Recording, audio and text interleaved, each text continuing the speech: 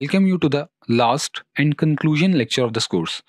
Or in this lecture, I'm going to tell you how you can use this course to the utmost benefit of yours. So let's begin. आज के lecture में मैं आपको important चीज़ों का review देने जा रहा हूँ. सबसे पहले आपको ये चीज़ मालूम होनी चाहिए वर्ड्स की रिकग्निशन कैसे करनी है और वर्ड्स की रिकग्निशन से क्या फ़ायदा हो सकता है. तो अगर आपको वर्ड्स की रिकग्निशन आती है, यानी आपको वर्ड्स की पहचान है, वर्ड्स ये वर्ड कौन सा है और ये वर्ड कौन सी कैटेगरी से बिलोंग करता है, तो आपको ये चीज़ मालूम हो जाएगी कि मैंने इस वर्ड को कहाँ पर इस्तेमाल करना है जुमले में.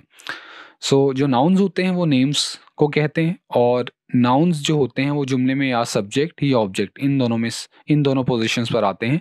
और उसके बाद प्रोनाउंस प्रोनाउंस ऐसे वर्ड्स होते हैं जो कि नाउन्स की जगह इस्तेमाल होते हैं और ये भी सब्जेक्ट या ऑब्जेक्ट की पोजीशन पर इस्तेमाल होते हैं. उसके बाद एडजेक्टिव्स नाउन या प्रोनाउन के बाद इस्तेमाल होते हैं और नाउन से पहले भी इस्तेमाल होते हैं. और उसके बाद वर्ब्स आते हैं. वर्ब्स में ऐसे वर्ड्स होते हैं जो कि एक्शन या स्टेट को शो करते हैं. और उसके बाद एडवर्ब आता है. एडवर्ब मोस्टली वर्ब्स के बाद इस्तेमाल होते हैं और ये वर्ब्स या एडजेक्टिव्स के बारे में बताते हैं. और उसके बाद प्रीपोजिशंस आती हैं. प्रीपोजिशंस ऐसे वर्ड्स होते हैं जो कि नाउन या प्रोनाउन से पहले इस्तेमाल होते हैं और उनका रिलेशन जुमले की किसी दूसरे वर्ड के साथ शो करते हैं. और कंजंक्शंस जो होते हैं वो वर्ड्स या सेंटेंसेस को ज्वाइन करते हैं. और इंटरजेक्शंस जो कि फीलिंग्स या इमोशंस को एक्सप्रेस करते हैं. These are the words. और कोई भी वर्ड जो आप कम क्रॉस करेंगे इंग्लिश में लिखा हुआ या पढ़ रहे होंगे, तो वो इन 8 कैटेगरीज में से किसी एक कैटेगरी से बिलोंग कर सकता है. मतलब कोई भी वर्ड या तो नाउन होगा, या प्रोनाउन होगा, या एडजेक्टिव होगा, या वर्ब होगा, या एडवर्ब होगा, या प्रीपोजिशन होगी, या कंजंक्शन होगा, या इंटरजेक्शन होगा. और ये 8 कैटेगरीज हैं. इन 8 कैटेगरीज के अलावा वर्ड किसी दूसरी कैटेगरी से बिलोंग नहीं कर सकता. और अगर आपको उस वर्ड की कैटेगरी मालूम हो जाती है, आप उसको रिकग्नाइज कर लेते हैं, तो आपको आइडिया हो जाएगा कि आपने ये वर्ड कहाँ पर इस्तेमाल करना है. फॉर एग्जांपल, आप कोई सेंटेंस बनाने वाले हैं और उस सेंटेंस में आप कोई स्पेसिफिक वर्ड इस्तेमाल करने वाले हैं. तो अगर तो आपको मालूम है कि वो स्पेसिफिक वर्ड किस कैटेगरी से बिलोंग करता है. फॉर एग्जाम्पल, अगर आपको मालूम है कि वो स्पेसिफिक वर्ड नाउन है, तो आपको मालूम होगा कि मैंने उसको या तो सब्जेक्ट की जगह पर इस्तेमाल करना है या तो ऑब्जेक्ट की जगह पर इस्तेमाल करना है. इसी तरह अगर आप कोई वर्ड इस्तेमाल करने वाले हैं और आपको मालूम है कि वो वर्ड एक एडजेक्टिव है, तो आपको ये भी मालूम होगा कि वो एडजेक्टिव मैंने या तो नाउन या प्रोनाउन से पहले इस्तेमाल करना है या नाउन या प्रोनाउन के बाद इस्तेमाल करना है.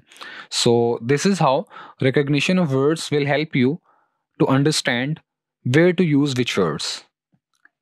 उसके बाद जो सेकेंड इंपॉर्टेंट थिंग है, दैट इज सेंटेंस के जो बिल्डिंग ब्लॉक्स होते हैं वो कौन कौन से होते हैं. तो जो सेंटेंस के 3 बिल्डिंग ब्लॉक्स होते हैं, एक सब्जेक्ट, एक वर्ब और ऑब्जेक्ट. ये 3 बिल्डिंग ब्लॉक्स होते हैं, यानी ये बेसिक पार्ट्स हैं सेंटेंस के जो कि नॉर्मली एक सेंटेंस में लाजमी होते हैं.